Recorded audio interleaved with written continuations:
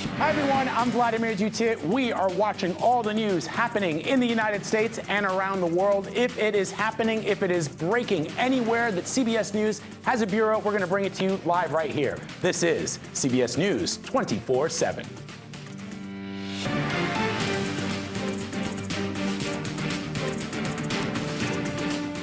President Biden is now battling COVID and mounting calls to drop out of the presidential race. How his campaign is responding.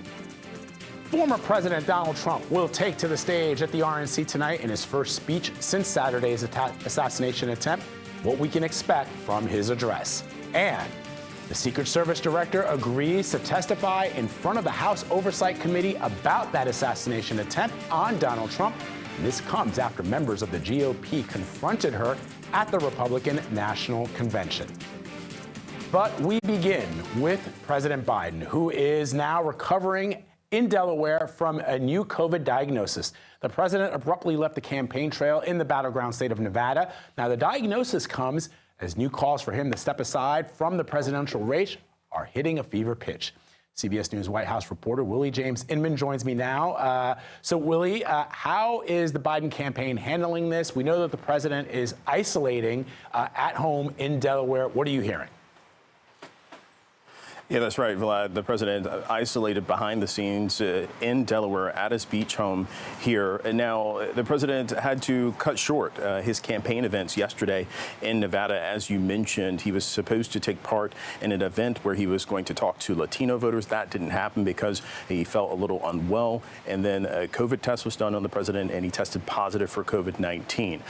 The White House says that he's experiencing mild symptoms, runny nose, a non-productive cough, according to a note from his doctor. But the White House is also saying that behind the scenes, the president is still doing the work of the American people. He said in a social media post that he feels good, albeit with a COVID-19 diagnosis. So the president recovering from this virus that has just really started to spread across the United States, according to the CDC, with recent data. I'll also note that the president was on the campaign trail. As I mentioned, he's been facing these calls to drop out of the race. This couldn't come at a more devastating time for the president's campaign, but still, nonetheless, he says he's doing the work of the American people. He's been out and about campaigning, trying to show that he is ready for 4 more years of the presidency, because, of course, we saw that disastrous debate just weeks ago. But the president sidelined off the campaign trail. We have a lid today, which means we will not see the president publicly, and he's set to be at his beach house for the remainder over the next couple of days and through the weekend. Vlad. And yet, Willie, it seems, and you can tell me what your reporting is suggesting, but that the president, according to some reports I've seen, is now, his language has shifted a bit in how he's addressing those calls for him to step aside. You have some high-profile Democrats, including Adam Schiff, very powerful congressman from California, who's saying that he believes that the president cannot win, cannot beat Donald Trump. Has the language slightly shifted? I understand he's the nominee. He says he is the nominee and he intends to stay in the race. But has the language that he's using, have you heard that that has shifted slightly? Well, publicly, we really haven't seen that shift quite significantly. The president has said in interviews, at least with NBC News and also with BET, that he was essentially staying in the race, albeit if a health concern made him step out of the race. I will note that he's kind of talked about that there. He has also talked about his age and how him being 81 years old is an open question. It is something that Americans should consider when deciding to vote for him as president of the United States. But the White House continues to push back and continues to say that President Biden will be the nominee, that he should have the support of people in his party to support his 100-day agenda, as a spokesperson mentioned when we reached out to the White House in light of these reports that former Speaker of the House Nancy Pelosi had confronted the president on a call, that polling would indicate that he wouldn't win the race. And the president reportedly in that call pushed back. So we do see the White House still maintaining that the president is in this race, that he is there to finish the job, as the president has said time and time again, using that campaign slogan, albeit the president has started to talk about his age a lot more on the campaign trail publicly, Vlad. All right, Willie James Inman, thank you, friend. Appreciate it. For more on those calls to step out of the race, congressional correspondent Nicole Killion is joining us now from the White House. All right, Nicole, what are you hearing behind the scenes? Well, look, I mean, what we are hearing is what we have continued to hear over the past several weeks since the president's shaky debate performance. I mean, there literally is a tug of war going on between congressional Democrats as to what the path forward should be. We know the president has made clear time and again, including in an interview he just did last night with BET, our partners, insisting that he will continue to stay in the race. But that being said, as you referenced in your talk with Willie, there are more Democrats coming forward, most notably Adam Schiff, saying that he has serious concerns about the president's ability to win in November. Obviously, there are these reports about leadership approaching the president with polling data. We obviously do know that the president met with leader Jeffries last week.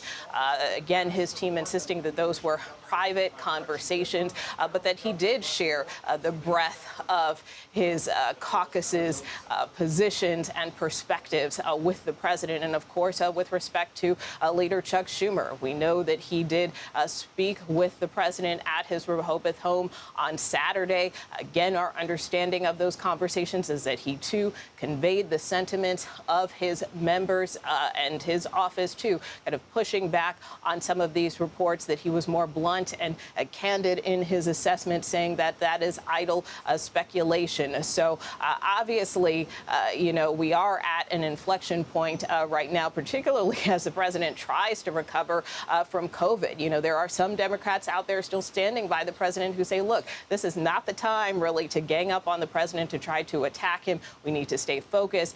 We need to stay united. But as we know, since this debate has occurred, there has been a fracture among congressional Democrats as to their support of the president and, again, how he should proceed or not proceed in this race. Yeah, Nicole, it's interesting that there had seemingly been a pause on those discussions about whether the president should stay in the race after the assassination attempt on former President Trump. But it feels as if that drumbeat has picked up again, and it doesn't look like it's going away anytime soon. Nicole Killion for us at the White House. Always great to have you, Nicole. Thank you. You bet. All right, tonight, Donald Trump will take center stage to formally accept the Republican nomination for the presidency of the United States. Reports say that after Saturday's assassination attempt, Trump is expected to emphasize a call for unity across party lines. Meanwhile, his vice presidential nominee, JD Vance, made his first appearance since accepting the nomination at the Faith and Freedom Coalition's God and Country Breakfast. Earlier today, he spoke about his faith journey and how he hopes to integrate it into a, quote, governing agenda that will work for the American people. Last night, Vance showed his support for Trump and made this promise to Americans. And in 4 short years, Donald Trump reversed decades of betrayals inflicted by Joe Biden and the rest of the corrupt Washington insiders. To the people of Middletown, Ohio, and all the forgotten communities in Michigan, Wisconsin, Pennsylvania, and Ohio, and every corner of our nation, I promise you this: I will be a vice president who never forgets where he came from. Caitlin Huey-Burns is in Milwaukee with more.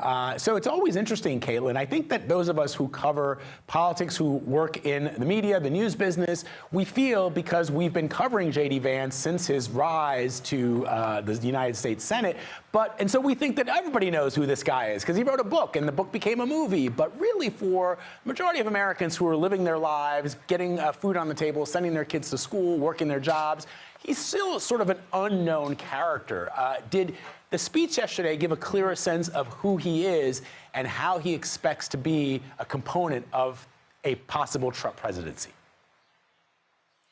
Yeah, you're exactly right, Vlad. And that's kind of what I took away from this speech, is that this speech was not designed to deliver that red meat to an eager Republican Party base that we've been hearing from a lot of these other speakers. This was a speech designed to introduce himself to the broader American public.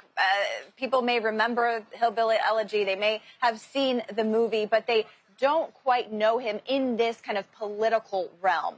And so that was kind of the goal of this speech. He referenced his Midwestern roots. He actually, Vlad, mentioned the states of Michigan and Pennsylvania 5 times each. You can imagine why. Those are the states that will determine likely the winner of this election. You can imagine he's going to be likely camped out there campaigning on behalf of Trump in the coming months.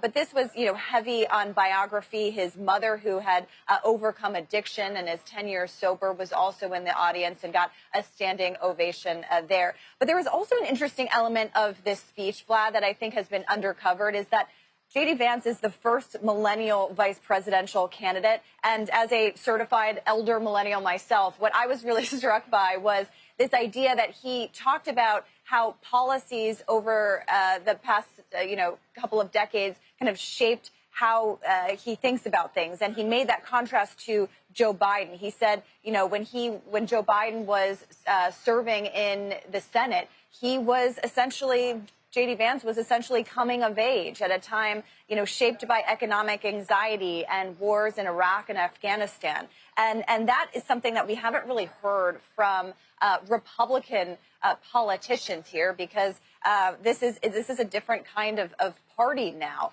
So that is something that you can expect to play up, this generational contrast, not only to the top of his own ticket, but especially against Biden.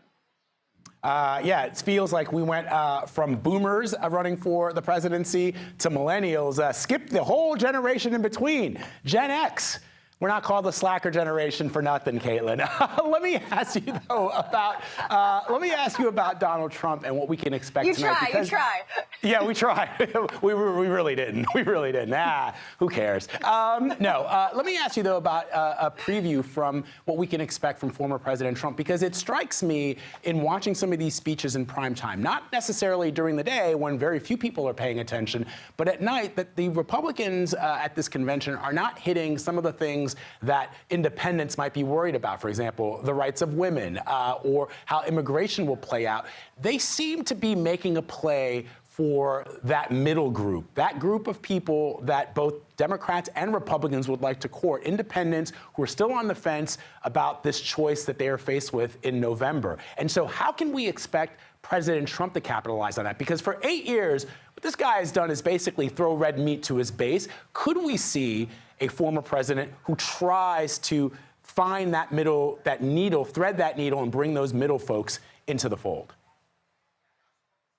Yeah, and Vlad, that's certainly been the theme of a lot of these kind of primetime speeches. Yes, you've had speeches designed to throw that red meat to the base. Ron DeSantis did a lot of that. Ted Cruz did a lot of that. But you've also heard speeches here that were designed to not only talk about a perhaps different side of Trump. His family has been arguing that he has been changed by that assassination attempt in Butler, Pennsylvania. We know that the former president has rewritten his speech. The speech he had originally planned to give is not the one he is going to give, given the events of that time. But, going back to JD Vance, that's also what struck me, was that speech wasn't a red meat kind of speech. That speech was a kind of broader speech here. And again, of course, we're going to see if all of this holds after Milwaukee. But this speech tonight from Donald Trump is being, previewed as one of unity. So we'll see if that continues. All right, Caitlin Huey-Burns for us in Milwaukee. Caitlin, we appreciate you. All right, we're learning some new details about the shooter in the attempted assassination of former President Trump. Yesterday, FBI officials told members of Congress that the shooter, Thomas Matthew Crooks, used his cell phone and other devices to search images of Donald Trump, but also President Biden. It comes as a group of senators at the RNC chased the director of the Secret Service through the convention last night, asking about the agency's failure to prevent that shooting. New analysis from CBS News shows how snipers protecting former President Trump may not have seen the gunman, and that a tree could have impaired the sniper's sightline as the shooter clambered onto a roof. CBS News correspondent Charlie DeMar is joining me now from Butler, Pennsylvania. So, Charlie, this information that the shooter searched not just images of former President Trump, but also images of President Biden. It reminds me of something John Dickerson, host of the Daily Report on CBS 24/7, told me the other day, that, again, this is speculation as we try to understand the motives of the shooter, which authorities have not yet given us, but that it may have nothing to do with politics and everything to do with what a lot of people who have tried to assassinate political leaders have in common, which is notoriety. And Vlad, the searches didn't stop there. Those searches also include members of the British royal family, FBI Director Christopher Wray, along with the dates of the Democratic National Convention, which is coming up next month in August. He also searched for depressive disorder. So again, a lot there, but as you said, it's not necessarily clear what a motive may have been.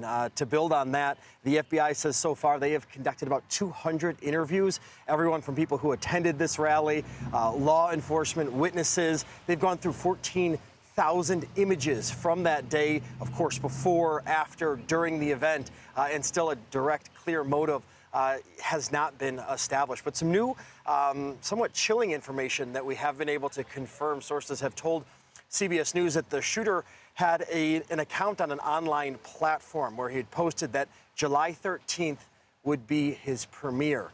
Again, that is new information that has come out. And we also know that the shooter visited this rally site here in Butler, Pennsylvania, at least one time before opening fire on Saturday at that rally. All right, Charlie DeMar with some new information for our viewers. Charlie, thank you very much.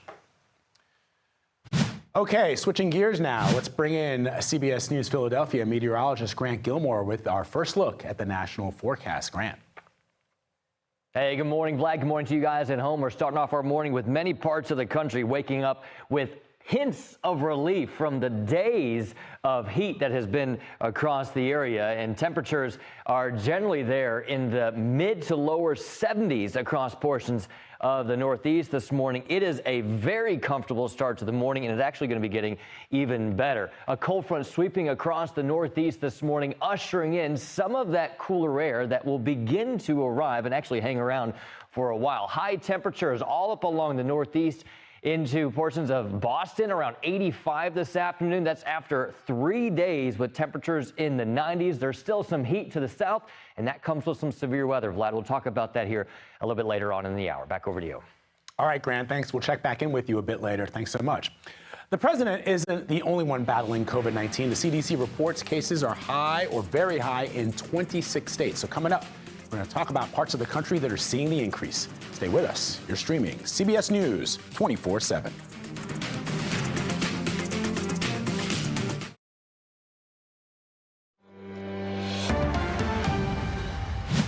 Some developing news overseas. A tragic incident in India. At least 2 people are dead and 20 others are injured after a passenger train derailed. That's according to local officials. Rescue and relief efforts are taking place right now. The cause of the derailment is still being investigated.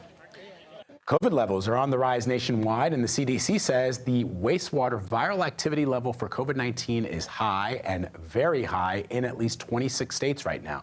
More than 70% of the illnesses stem from a highly contagious COVID strain known as the flirt variant. Joining me now with more is CBS News Baltimore reporter Alexis Davila. So, Alexis, what do we know about this new variant? What do people need to know to protect themselves?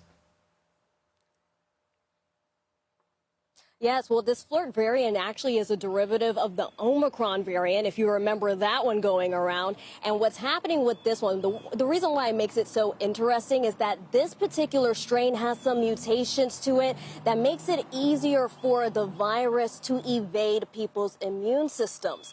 Now, when we take a look at our numbers right here in Maryland, at our state health department, they're reporting as of Tuesday, we have 119 COVID hospitalizations.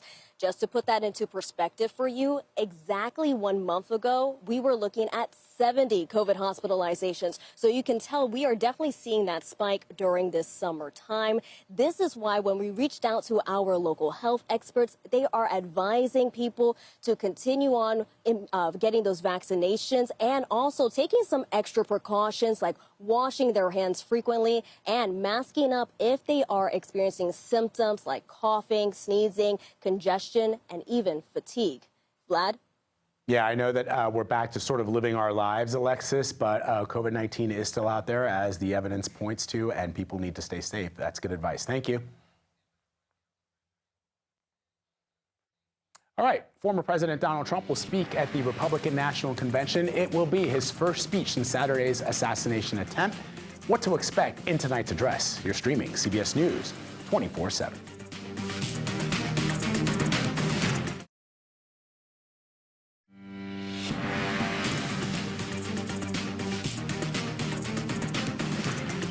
Welcome back to CBS News 24/7. Here's a look at our top stories. President Biden announced plans this morning to cancel $1.2 billion in student debt for 35,000 borrowers. Those who qualify for this latest round of help are public servants like teachers, nurses, and law enforcement officers. Special counsel Jack Smith has formally appealed the judge's decision to dismiss Donald Trump's classified documents case. Judge Aileen Cannon ruled that Smith's appointment overseeing the case violated the Constitution of the United States because he should have been appointed by the president and confirmed by the United States Senate. The appeal is likely to end up before the Supreme Court. New Jersey Senator Bob Menendez is refuting reports that he is resigning from office. He spoke to CBS News yesterday, saying, quote, "I can tell you that I have not resigned, nor have I spoken to any so-called allies." Menendez was found guilty on federal bribery charges. He continues to deny those charges, and he says he plans to appeal.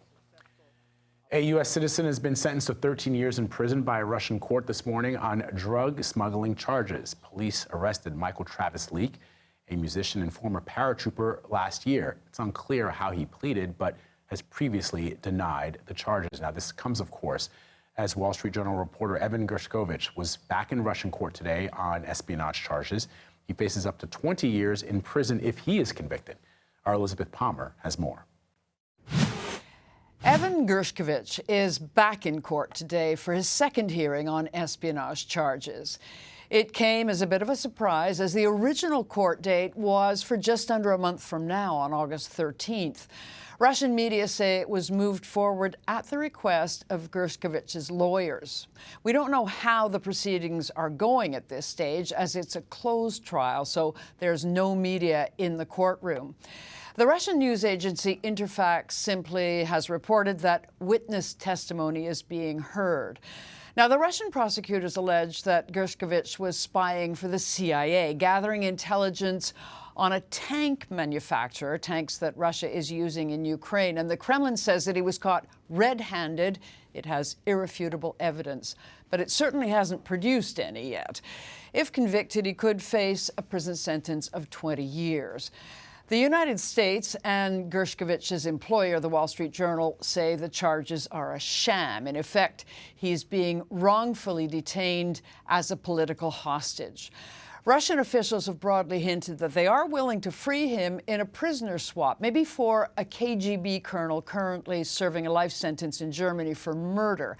But the Russians have also said no deal can be done until the trial is over. So, Vlad, at this stage, there's no way to know whether today's early hearing takes Evan Gershkovich any closer to being freed, but we have just heard that the closing arguments will be heard tomorrow. All right, Elizabeth, thank you very much. As you reported, journalism is not a crime. These are sham charges that Evan Gershkovich is being held on in Russia. All right, let's bring you back to politics now. Donald Trump will take center stage to deliver his address and formally accept the Republican nomination for president for a third time. This will happen tonight. The former president is expected to underscore the need for unity across party lines. CBS News campaign reporter Jake Rosen is joining me now from Milwaukee to talk about this. So, Jake, how has his speech changed from what he might have been preparing before the attempt on his life? Well, Vlad, good morning.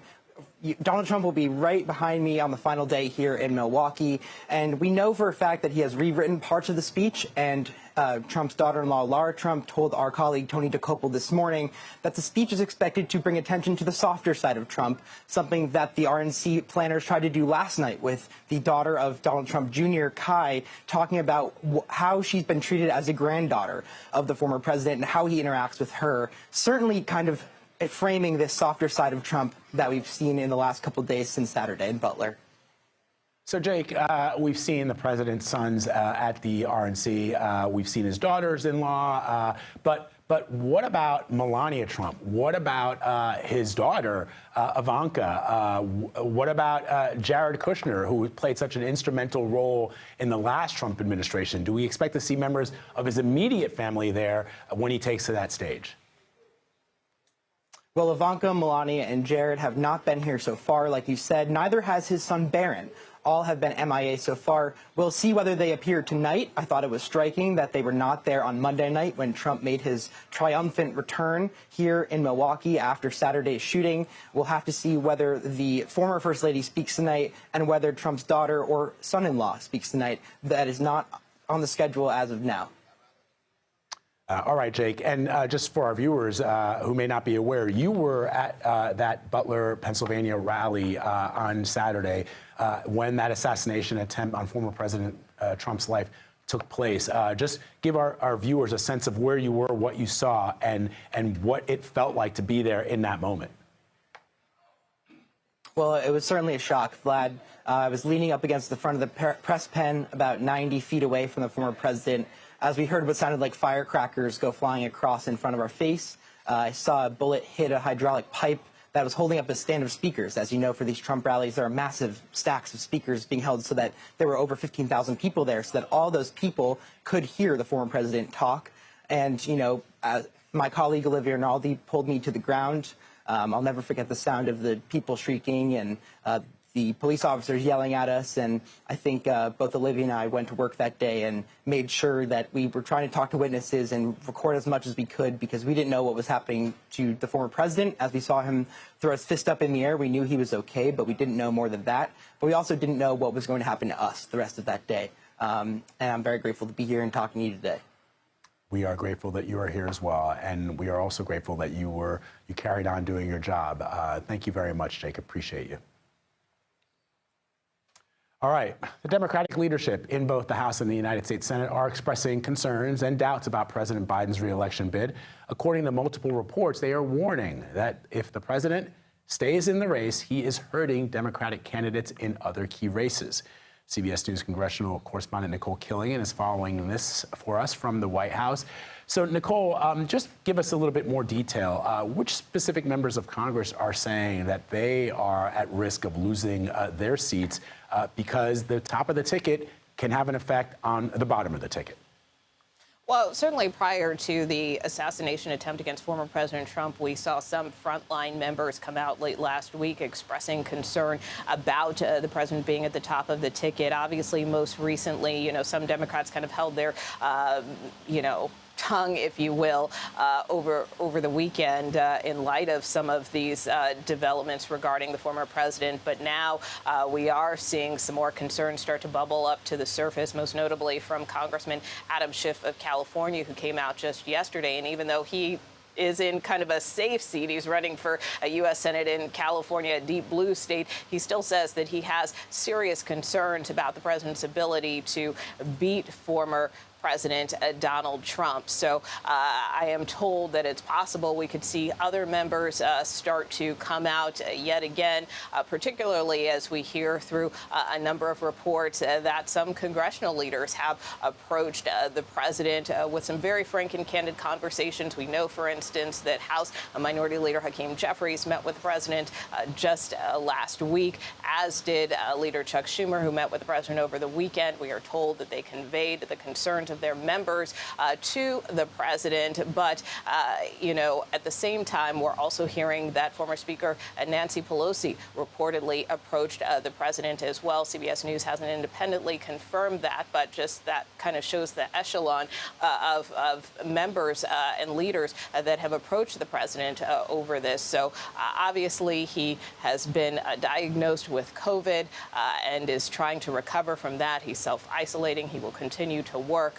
But this certainly comes at a very precarious time for the president, as he was just in Nevada, trying to shore up support among key supporters. Yeah, battleground state. Nicole, let me ask you about another story you've been following for us. Senator Bob Menendez. There were some reports yesterday saying that he had at least considered resigning his seat in the Senate after being convicted on those 16 federal charges. But now apparently he's telling CBS News New York that he never said that and that he's not going anywhere. What are you hearing? Right. Well, so far we haven't heard any reaction from the White House to this, even though we have heard from the majority of the Senate Democratic conference, calling on the senator to either resign or face expulsion. So there is a decision, obviously, that the New Jersey senator has to make. But as you noted, he did tell our station in New York, WCBS, that he has no plans to resign at this time, that he has not been consulting with allies, contrary to other reports that are out there. And look, we saw him, as you can see on your screen there, right after court, after that verdict was rendered, him saying that he upheld his oath of office, that he was a patriot, and that he was going to fight these charges, even still, and plans to appeal the verdict. So that being said, we still don't know exactly what the senator's next move is, not only with respect to his career in the U.S. Senate, but keep in mind he's also running for re-election as an independent. So the fate of that re-election bid also unclear as well at this hour. Waldo Johnson, that was the last United States senator expelled over 100 years ago, Nicole, and that was for being a Confederate sympathizer. So it's been a long time. They were wearing mutton chops back then. Nicole Killian for us at the White House. We'll see that again, Vlad. Yeah, I don't think we will. All right, Nicole, love you. Thank you so much. Appreciate it. All right, as we've been reporting, President Biden is in Delaware recovering from COVID. Let's bring back Willie James Inman to talk more about what he knows. As far as the president's calls to step aside, Willie, you just heard Nicole suggesting that there are some very senior members of Congress who have now seen some of the data, and the data seems to indicate that President Biden is losing to former President Donald Trump, and they're certainly worried about it. The question, of course, is, the president in numerous interviews that he's given, whether it's to Ed Gordon at BET or Lester Holt at NBC, seems to be talking about polls where he's leading. But the numbers that we're starting to see and the polling, when you poll Americans, but also people who vote Democrat, they're showing a very different data set. I wonder if they're sharing that with the president. Yeah, that's right. That's the big question, Vlad. But the president really just digging in, and the White House backing him up. I want to read a brief statement that we received from Andrew Bates, one of the members of the president's press staff. He says, quote, President Biden is the nominee of the party. He plans to win and looks forward to working with congressional Democrats to pass his 100 days agenda to help working families. Now, we received this statement in light of those reports that have been circulating about top leadership in the Democratic Party privately talking with President Biden and talking about the reasons why he should either drop out or why he should look at the polling that would indicate that he would have a tough hill to climb to defeat former President Donald Trump. And as Nicole mentioned and summed up, we haven't been able to independently confirm that report regarding former Speaker of the House, Nancy Pelosi. But nonetheless, these Democrats coming out and speaking with the president, some of them reportedly, some of them we received word on the record or a statement. Hakeem Jeffries is one of those Democrats who has been relaying those messages that he's hearing from his conference to the president. But the White House digging in, the president digging in as well. He's been on the campaign trail, albeit he's not on the campaign trail now because he's recovering from COVID here at his Rehoboth Beach, Delaware home. And we won't see him on the campaign trail for the coming days. There's no public events today because the president is not only recovering from COVID, but he's also self-isolating as well in light of that COVID-19 diagnosis that we heard about yesterday, Vlad. Yeah, and we're just showing images there of the president boarding Air Force One yesterday after that diagnosis, Willie, very gingerly climbing those stairs. And of course, when he landed back home, coming down those stairs, again, just gingerly coming down those stairs step by step. Willie James Inman for us in Delaware. We appreciate it. Thanks, dude. All right, we're just days away from the start of the Summer Olympics. We're going to go to Paris for a preview just ahead. You're streaming CBS News 24/7.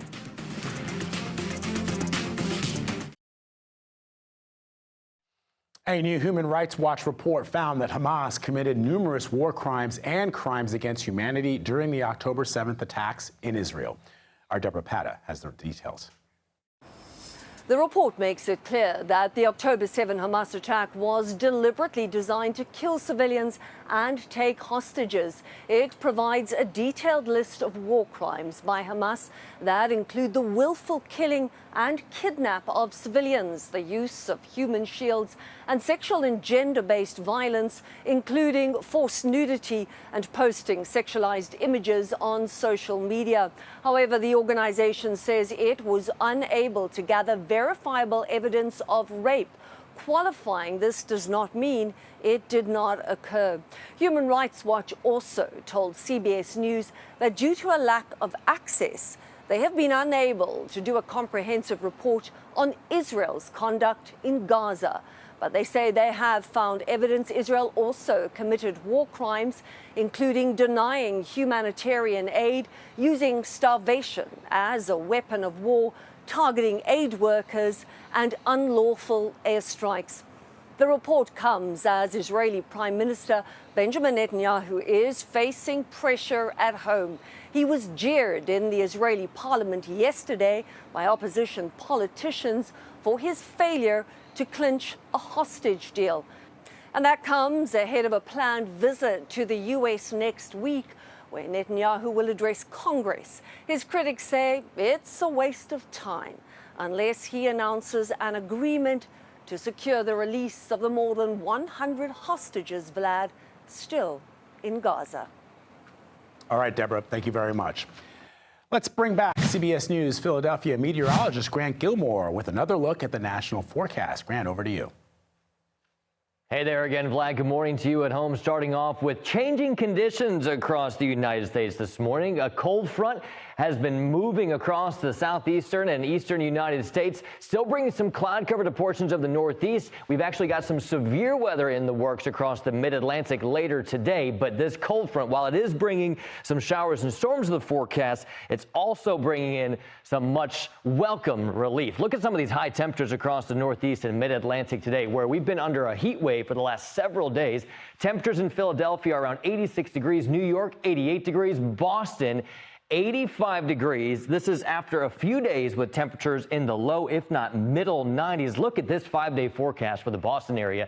88 today, 81 degrees. That is a great looking Friday with temperatures staying in the mid 80s under partly cloudy skies all the way through the weekend. I mentioned the chance for severe weather. While the Northeast saw the severe weather over the last couple of days, that cold front's going to bring the chance for some damaging winds and heavy rain across eastern North Carolina. Even portions of South Carolina could see some stronger storms later this afternoon. While the heat wave was the story across the East Coast last week and early this week, now the heat is a big story across the desert Southwest and the Pacific Northwest. Portions of western Arizona, Southern California could see high temperatures approaching 117 degrees. Places like Vegas looking at high temperatures today around 109, Fresno 103, Sacramento climbing up to 102. The thing that's different about the West Coast heat wave, though, these are actual high temperatures, whereas the feels like temperatures were the real story across the East Coast earlier this week and last week. Look at areas up through the Pacific Northwest. High temperatures there in Boise around 104 degrees. Portions of eastern Oregon, high temperatures approaching 102. Even Spokane, Washington approaching the triple digits. It's going to be hot, dangerously hot, and these forecast high temperatures in the triple digits, Vlad, could continue all the way through the weekend. Back to you. Oh, boy. All right, Grant, thank you very much. Appreciate it. We will continue to have live coverage of the Republican National Convention all day long ahead of Donald Trump's first speech since the attempt on his life. Stay with us. We'll be right back.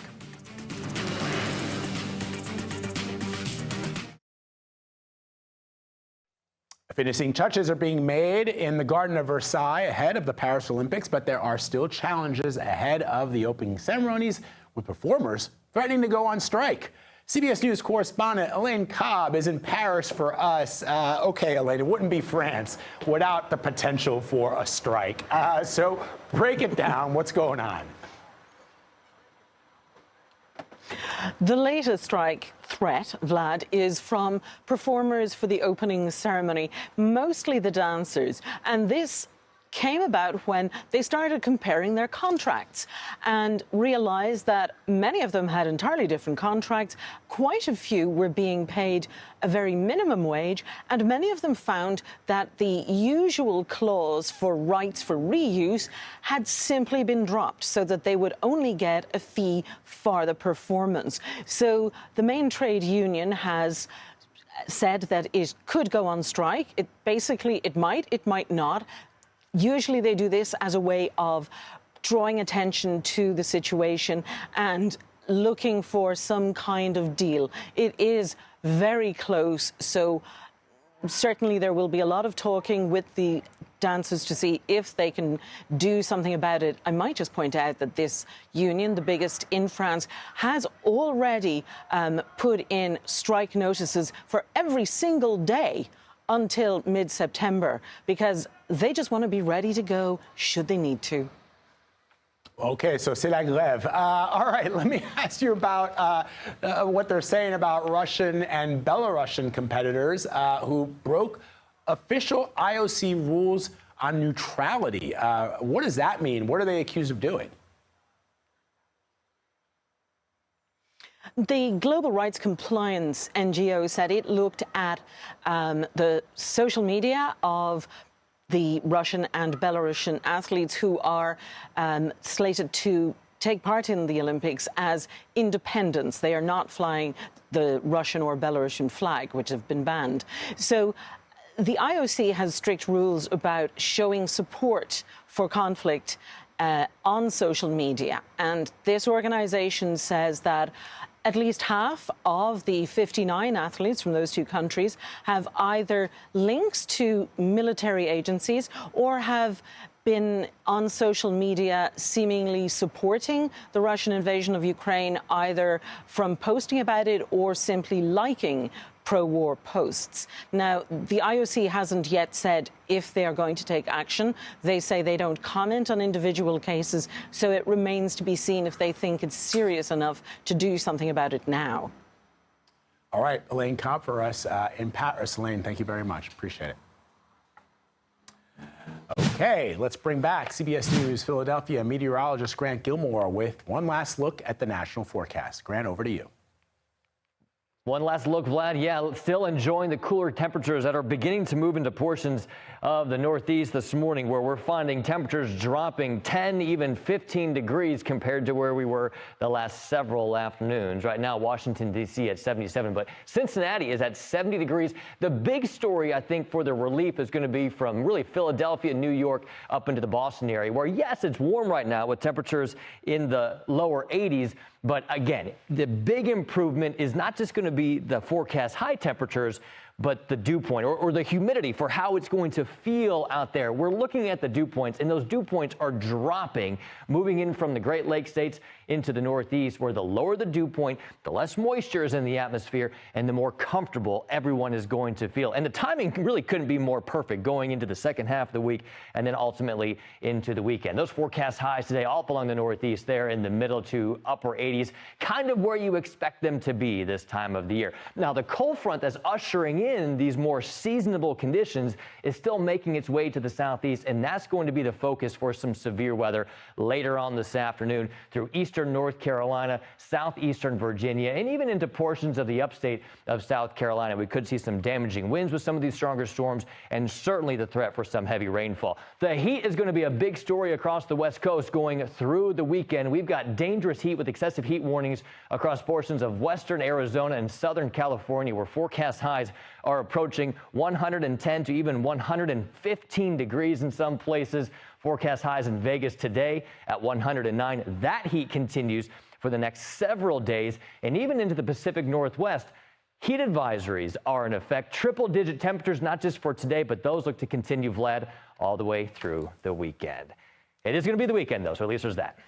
There is that, but man, I'm looking at that map behind you and seeing all that red. Yikes. Gulp. Nope. That's right. Thanks, Grant. Appreciate it. Okay, an encore presentation of CBS Mornings is next. This is CBS News 24/7.